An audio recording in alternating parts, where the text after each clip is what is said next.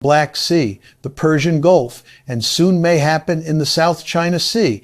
The funeral of the Monroe Doctrine did not have a speech, or an anthem, or a flag at half-mast. It had an anchor dropped into Caribbean waters, not to start a war, but to show that a new kind of war no longer needs to be fought to be won, because sometimes all it takes is to arrive where the other power believed you could never stand. And once you stand there, even once the world is never the same again, empires rarely fall because they are defeated. They fall because they stop listening. And that is what happened to the United States after the Cold War. We believed power was permanent. We believed victory was final. We believed history had already chosen sides and that it had chosen ours forever. That belief created something deadly: strategic confidence without strategic curiosity. We no longer asked, what do other states need? We simply assumed they would adjust to us. That assumption cost us more than we realized. Because while Washington was expanding NATO, sanctioning adversaries, and spreading influence through coercion, other nations were watching and learning. They watched us occupy Iraq. They watched us pressure Iran. They watched us topple governments in Afghanistan and Libya. They watched us interfere in elections in Latin America and Eastern Europe. They watched us use economic warfare as a routine instrument of foreign policy. And one conclusion became unavoidable. If this is leadership, it is leadership based on fear. In international politics, states care about two things above all: their survival and their autonomy. Not democracy, not ideology, survival and autonomy. And when a state feels its autonomy is under threat, it will resist, even when resistance means hardship, sanctions, or isolation. It will seek partners.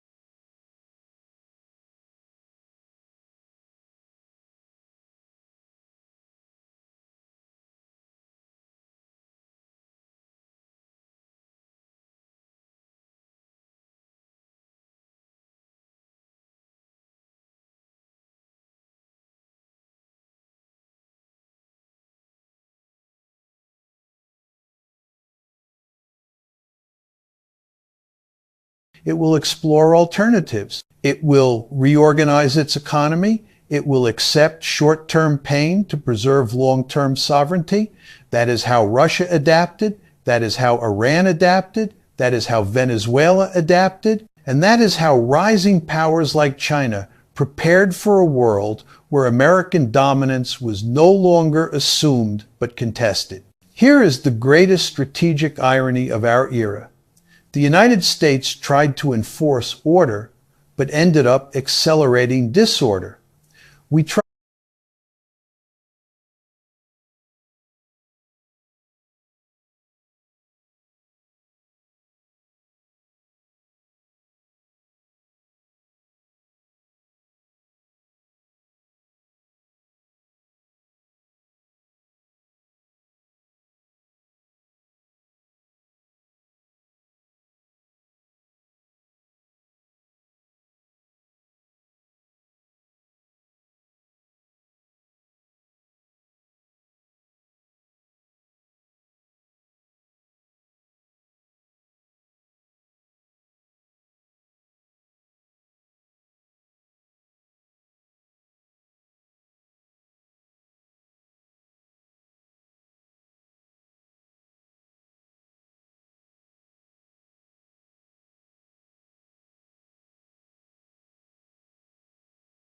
Tried to isolate adversaries, but pushed them into each other's arms.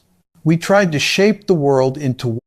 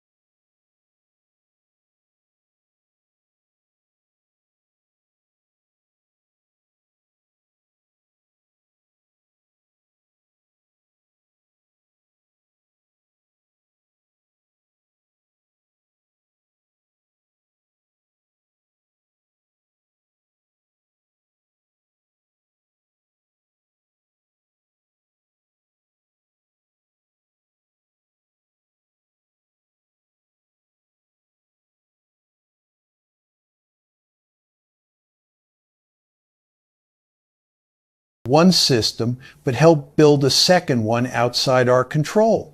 We believed sanctions would break Venezuela. They built resilience. We believed NATO expansion would deter Russia. It provoked strategic response. We believed global pressure would keep China quiet. It awakened industrial consolidation. That is not defeat, but it is decline. Decline measured not in territory lost, but in predictability lost. And once predictability fades, security becomes harder to calculate. Let me pose a question. What is more dangerous to an empire? A powerful rival or a rival whose next move you cannot predict? When a rival is weak, you manage them. When a rival is strong, you negotiate with them. But when a rival is unpredictable, you hesitate. That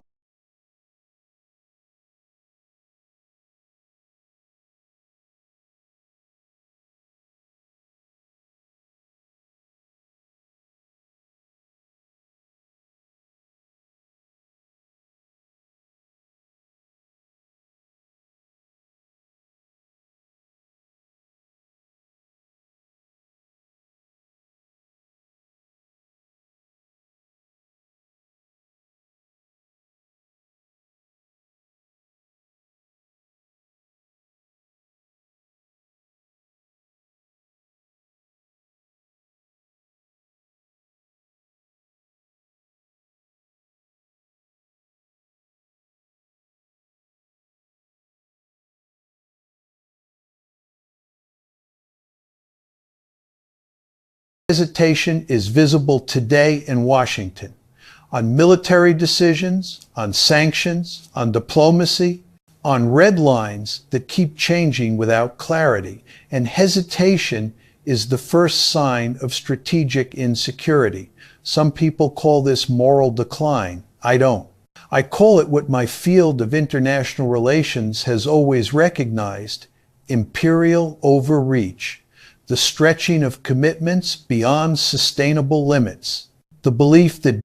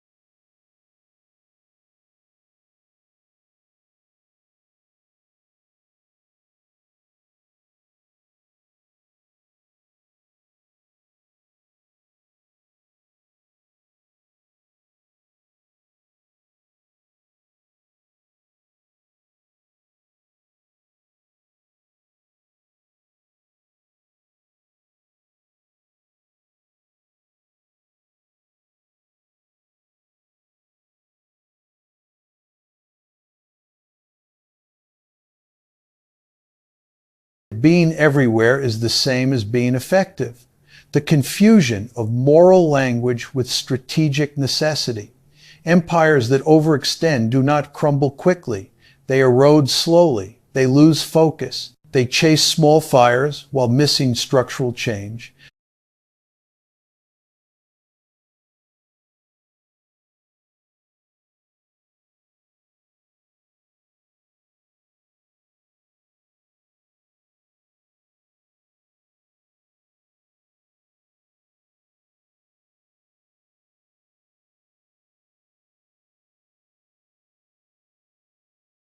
They stop planning grand strategy and begin reacting tactically.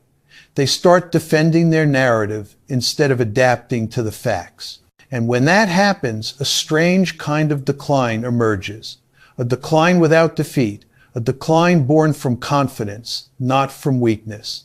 That is where the United States stands today. Still powerful, still wealthy, still capable of deterrence, but without the clarity that true power requires. No empire loses strength overnight. It loses direction first, then credibility, then initiative. And finally, its place. Not because someone took it, but because it no longer knew how to defend it. There is a phrase I use often with my students. Power is not what you hold, it's what you can keep without using it. When Russian ships docked in Venezuela, Washington did not stop them. Not because we didn't see them, not because we didn't care, but because confronting them would have exposed the limits of our reach.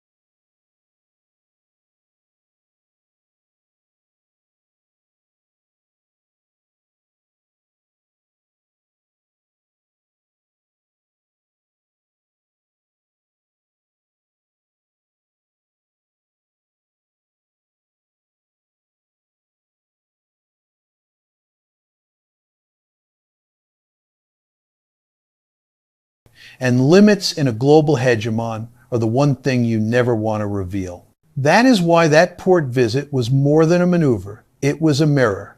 And in that mirror, American power saw something it had not seen in decades, a boundary. And boundaries are where strategy begins again. In international politics, power wears many masks.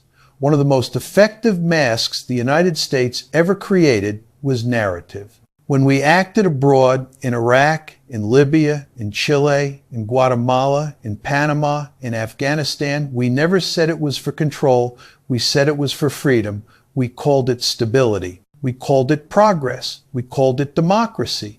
That language worked for a long time.